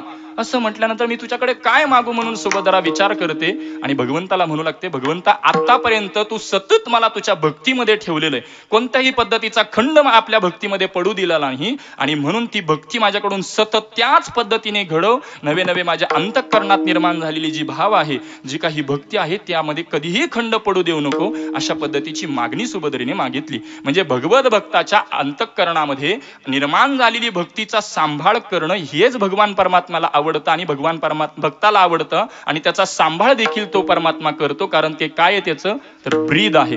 आपण सुरुवातीला देखील बोललो आपुल्या दासाचा संभ्रम सोहळा भगवान परमात्म्याचं ब्रीद आहे. पूजनीय वारकरी यांचं असा पद्धतीचा सोहळा करणं. विठ्ठल विठ्ठल करणे लागे गोपाळा. भगवान परमात्म्याचं ब्रीद हा सोहळा भगवत भक्ताचा केलाच पाहिजे आणि त्याचा सांभाळ तो करतो. म्हणून तुम्हाच्या अंतःकरणामध्ये ती इच्छा निर्माण झाली, कारण तो भगवान परमात्मा करून घेणार आहे. मला आल्यावर सांगितलं आसपास भरपूर इतरत्र पाऊस पडला परंतु इथं पडला नाही, कारण त्याचं ते ब्रीद आहे ना, तो सांभाळ करतोय. आपल्याला आलेली अनुभूती आपल्याला स्वीकारता येईल. चिंतन एकच पटवून सांगायचंय, म्हणून तो भगवान परमात्मा ते ब्रीद सांभाळतो. नवे नवे त्यामध्ये तो कोण आहे तर तोडर हे पद वापरतात. तोडर हा पूर्वीचा एक दागिना देखील सांगितला जातो. कोशामध्ये त्याचा अर्थ तसा आहे, भगवंताच्या त्या चरणामध्ये असतो. चरणामध्ये म्हणजे भगवान परमात्म्याच्या चरणात म्हणजे तो बांधलेला आहे, या ब्रीदाने तो बांधलेला आहे असा एक अर्थ आपण स्वीकारू शकतो. आणि त्या ब्रीदामध्ये तो निष्णात असलेला आहे. ज्या पद्धतीने भीष्माचार्य हे त्यांचं नाव नाही, गंगापुत्र म्हणून गांगेय त्यांचं नाव, परंतु भीष्म अशा प्रतिज्ञेमध्ये ते म्हणून त्यांना भीष्म प्रतिज्ञा करणारे आणि ते शेवटपर्यंत नेणारे म्हणून त्यांना भीष्माचार्य ज्या पद्धतीने संबोधलं जातं, तद्वत या चरणी ब्रीदाचा म्हणजे या ब्रीदामध्ये देखील निष्णात असलेला म्हणून तो चरणी ब्रीदाचा तोडर असा मी पाहिला. ज्ञानोबारांनी अनेक यामध्ये विकल्प केलेले आहेत. कोणता भगवान परमात्मा पाहिला? अनुपम्य असलेला पाहिला, शोभणारा पाहिला, त्या पद्धतीने मनोहर असलेला मी पाहिला, पितांबरधारी असा मी पाहिला, चरणी ब्रीदाचा तोडर असलेला मी पाहिला. अशा सगळ्या लक्षणेने मी पाहिल्यानंतर स्थिती काय? देखिला माय देवांचा देव म्हणजे फेटला संदेह. संदेह म्हणजे संशय. श्रुतिमाता किंवा आपल्याला त्याचं जर चिंतन केलं उपनिषद देखील बोलतं भिद्यते हृदय ग्रंथी छिद्यंते सर्व संशय. यामध्ये चिंतन करू शकतो सर्व संशयाची निवृत्ती भगवंताला पाहिल्यानंतर. परंतु तो कोणाकोणाला दुर्लभ याचं चिंतन सांगत असताना ज्ञानोबराय बोलतात योगियांची कसवटी योगिया मुनी जना ध्यानी ते सुख असनी शयनी हरी सुख पावले रे. आमचे तीर्थरूप आजोबा एक गोड प्रमाण म्हणजे या प्रमाणाबद्दल अर्थ सांगताना म्हणायचे, योगी जपी तपी संन्यासी टाचा घालून प्राण सोडले परंतु त्यांच्याकडे न फिरकणारा परमात्मा भगवत भक्तांच्या अंतरुणात खेळत होता. विठ्ठल विठ्ठल असा योग्यांना देखील तो दुर्लभ असलेला मात्र दावी तसे नेत्रपुटी आम्ही वारकरी मंडळी त्याला या नेत्राने पाहतो. कुठं पाहतो? उभा भिवरेच्या तटी. भिवरेच्या तटी असलेला हा परमात्मा कोणत्या रूपामध्ये? पुंडलिका अभय करू. ज्ञानोबाराय बोलतात की ते पुंडलिका म्हणजे भक्त पुंडलिकरायांच्या माध्यमातून तुम्हा सर्वांना अभय देणारा तो परमात्मा, नवे नवे परब्रह्म असलेला तो साकार झालेला हा परमात्मा मी पाहिला. अशा पद्धतीची एक वारकरी भूमिका ज्ञानोबाराय या अभंगामध्ये व्यक्त करतात. ज्ञानोबाराय या अभंगामध्ये वारकरी भूमिका घेतात. याचं एक दुसरं लक्षण जर विचारात घेतलं तर माझ्या अल्पमतीप्रमाणे मला अभ्यासता आलेलं की ज्ञानोबाराय सांगतात किंवा भगवंताने सांगितलेलं आहे की तुम्हा वारकऱ्यांना की माझ्याकडे तुम्ही आलंच पाहिजे. आषाढी कार्तिकी विसरू नका मज सांगत असे गुज पांडुरंग. भगवंताने सांगितलं आषाढी कार्तिकेला तुम्ही माझ्याकडे आलंच पाहिजे. म्हणून वारकरी मंडळी भगवान परमात्म्याकडे जायला निघतात. परंतु भगवान परमात्म्याकडे जायला निघतात ते स्वतःला जावं म्हणून नाही, भगवान परमात्मा आपल्याकडे पाहतोय वाट म्हणून त्याच्याकडे निघतात. म्हणजे परमात्मा पांडुरंगाला अपेक्षित असा जो त्यांच्याकडे जातो तो वारकरी. आणि असा तो वारकरी तिथं गेल्यानंतर भगवान परमात्मा अशा वारकऱ्यांची काय करत बसलेला आहे? वाट पाही उभा भेटीची आवडी कृपाळू तातळी उतावीळपणाने वाट पाहतो उभा आहे. आणि म्हणून ज्यावेळेला हा वारकरी भगवान परमात्म्याच्या भेटी करता जातो आणि त्याचं ते उतावीळपणाचं रूप पाहिल्यानंतर वारकऱ्याच्या मुखातून आलेले शब्द की त्या उतावीळपणाचं रूप कोणत्याही उपमेने वर्णन करू शकत नाही असा तो अनुपम्य असलेला परमात्मा, मनोहर असलेला परमात्मा, काशी शोभे पितांबर असलेला परमात्मा मी पाहिलेला आहे. नवे नवे वारी करता मी जे वारकरीचं लक्षण मी मांडतो याला कारण असं आहे की आपण वारीचं चिंतन करत असताना वारी काय करते, जन्म मरणाची एरजार चुकवते असं आपण अनेक वेळा श्रवण करतो. परंतु जन्म मरणाची एरजार कोण, जन्म मरण आपल्याला आलं कशामुळे, अंतिम चिंतन मांडतो आणि सेवेला पूर्णविराम देतो. जन्म मरण आपल्याला आलेलं आहे ते अज्ञानामुळे. अज्ञानापासून भेदज्ञान, अनुकूल प्रतिकूल, रागद्वेष, धर्म धर्म, पाप पुण्य, सुख दुःख हे भोगण्याकरता शरीर म्हणजे अज्ञानामुळे पुन्हा पुन्हा तुम्हाला जन्म घ्यायला लागतो. मग अज्ञानाच्या निवृत्ती करता साधन काय, आपण चिंतन करून आलो वाचूनी ज्ञानी विनयके. ज्ञानाशिवाय अज्ञानाची निवृत्ती होत नाही. मग ते ज्ञान कोण देतं, गुरु तेथ ज्ञान, ज्ञानी आत्मदर्शन, दर्शनी समाधान आती जैसे. ज्ञान जर गुरु देतात तर वारीमध्ये आपण देवाकडे जातो का गुरुकडे जातो, देवाकडे जातो. मग जन्म मरणाची एरजार कशी चुकेल, विठ्ठल विठ्ठल विठ्ठल. जन्म मरणाच्या एरझारा करता अशा किरकोळ कामासाठी आपल्याला वारी खर्च नाही करायची महाराज. आपल्या अंतःकरणात निर्माण झालेली भक्ती, कारण यामध्ये आपण ज्ञानोबारांच्या सोहळ्यामध्ये चालत असताना ज्ञानोबारांच्या बद्दल बोलत असताना आपण बोलतो ज्ञानदेव ज्ञानदेव, ज्ञान म्हणता ज्ञानदेव देतो. भगवान परमात्मा ज्ञानदेव देतो. म्हणजेच भगवान परमात्मा ज्ञानदेव ज्ञानदेव म्हणत असताना भगवान परमात्मा तुम्हाला ज्ञान देतो. आपला गाथा मंदिरचं गुरुकुल हे गुरु महात्म्यांसोबत वारीला चालतं. त्यामुळे वारीमध्ये भगवान परमात्मा ज्ञानोबारांचं स्मरण करत असताना गुरु महात्म्यांच्या रूपानेच म्हणजे पूजनीय बाबांच्या रूपाने तुम्हाला सर्वांना ज्ञान प्राप्त करून देऊन तुमची आमची एरझार भगवान परमात्मा दूर करतो. आणि अशा पद्धतीने भगवत भक्ताचा एक वारकऱ्यांचा सोहळा आपण संपन्न करताय. त्याबद्दल नाशिक जिल्हा असेल या सर्वांना यथोचित अशी धन्यवाद देतो. झालेली सेवा श्री गुरु बाबांच्या चरणी यांच्या चरणी समर्पित करतो. श्री गुरूंच्या चरणी, पूजनीय बाबांच्या चरणी, माझ्यापेक्षा ज्ञानाने वयाने अधिकाराने सर्व ज्येष्ठ श्रेष्ठ मंडळी सर्वांच्या चरणी ही सेवा समर्पित करत असताना सुंदर असं नियोजन आयोजित केलं त्याबद्दल सर्वांना धन्यवाद देतो. झालेली सेवा ज्ञानोबाराय तुकोबाराय त्या पद्धतीने मला इथं ज्ञात अज्ञात कोणी अधिकारी वर्ग असेल तर परिचय नाही, सर्वांच्या चरणी विनम्र भावाने वंदन करतो. गुरुकुलाचे सर्वच अध्यापक वर्ग असेल माझ्या समवेत आलेले आदरणीय निळोबा महाराज यांच्या देखील चरणी वंदन करतो. आणि झालेली सेवा ज्ञानोबाराय तुकोबारायांच्या चरणी समर्पित करून एखादा जर अपशब्द गेला असेल तर माझ्या बुद्धीचा दोष समजा. पायाच्या प्रसादे काही बोलिलो विनोदे मज क्षमा करणे संती, नो हे अंगभूत युक्ती, नो हे हा उपदेश, तुमचे बडे बडिलो शेष, तुमच्या कृपेचे पोसणी, जन्मोजन्मी तुका म्हणी ज्ञानेश्वर माऊली ज्ञानराज माऊली. जय जय ज्ञानेश्वर माऊली ज्ञानराज माऊली तुकाराम.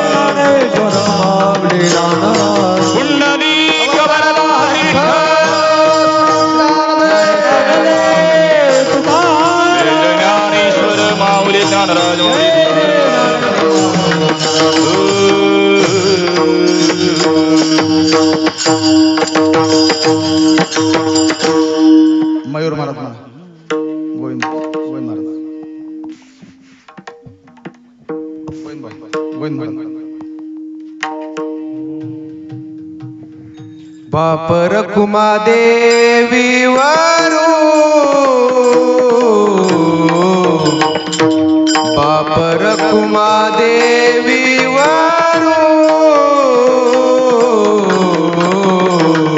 बापर कुमा देवी वरू, बापर कुमा देवी वरू, पुंडलिका भय करू, पुंडलिका भय करू, पुंडलिका भय करू, पुंडलिका भय करू, परब्रह्म सहाकारू,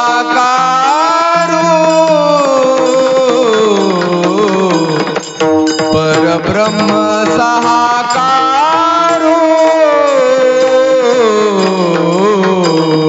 परब्रह्म परब्रह्म साकारो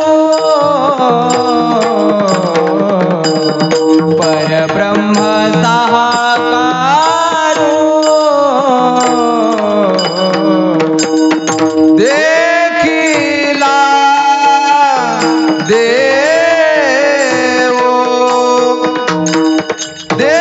देखिला देव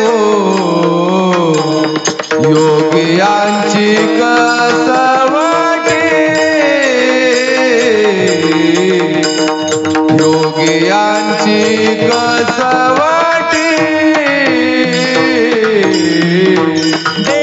देखिला देवो देखिला देवो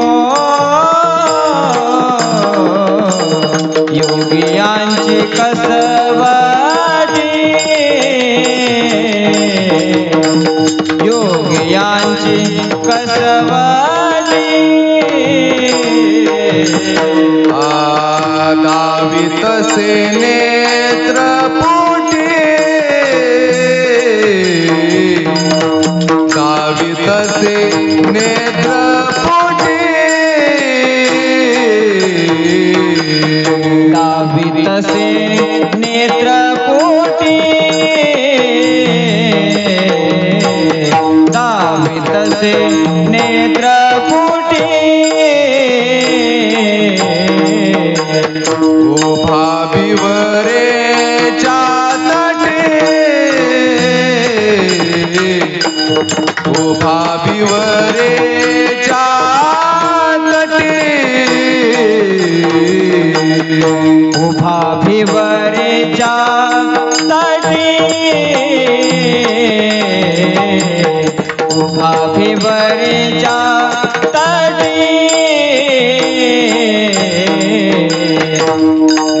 देखिला देवो देखिला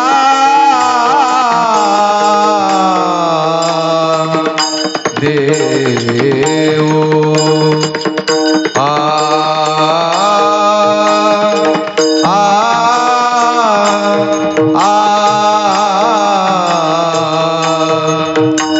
आ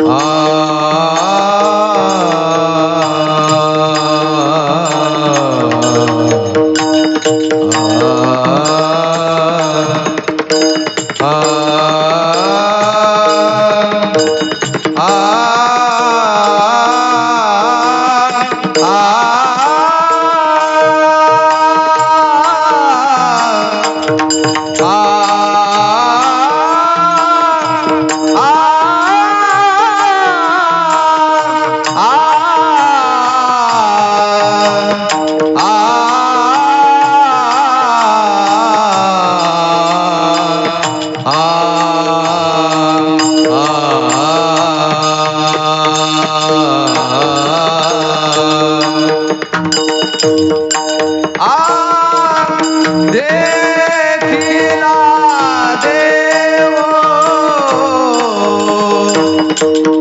देखिला देवो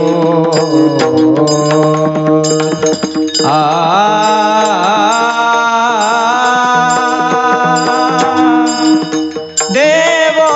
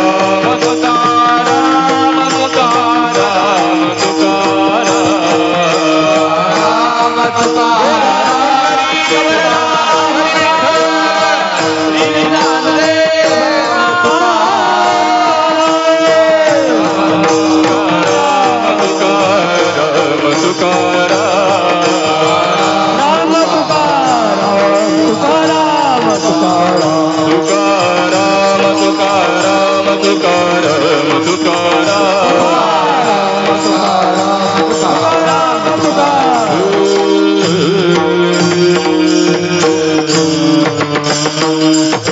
विठ्ठल जय जय विठ्ठल जय विठ्ठल जय विठ्ठल जय जय विठ्ठल जय विठ्ठल